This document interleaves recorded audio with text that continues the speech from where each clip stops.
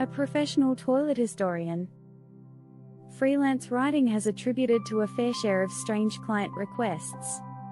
From being asked to write love letters for someone's Tinder matches to editing a 500-page dissertation in 24 hours, I thought I had seen it all. But little did I know, my latest client would take the cake for the most bizarre request yet. It all started when I received an email from a potential client asking me to write a series of articles about the history of toilets. Yes, you read that right, toilets. I couldn't believe it, but at the same time, I was intrigued.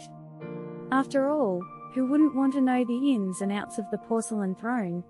As I delved deeper into the project, things started to get weirder. My client wanted me to include detailed descriptions of the different types of toilets throughout history, from the Roman latrine to the modern-day bidet. He even wanted me to write about the most famous toilets in history, including the one used by King Henry VIII. At first, I found the request amusing, but as the deadline drew closer, I began to feel the pressure. The more I researched, the more I realized that there was a lot more to toilets than I had ever imagined.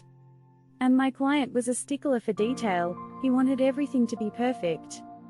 As the days went by, I found myself completely consumed by the project.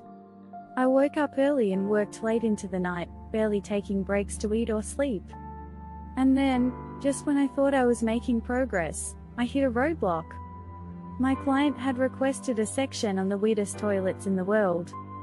I scoured the internet, looking for the most unusual toilets I could find, but nothing seemed to fit the bill. Just when I was about to give up, I stumbled upon a photo of a toilet made entirely out of gold.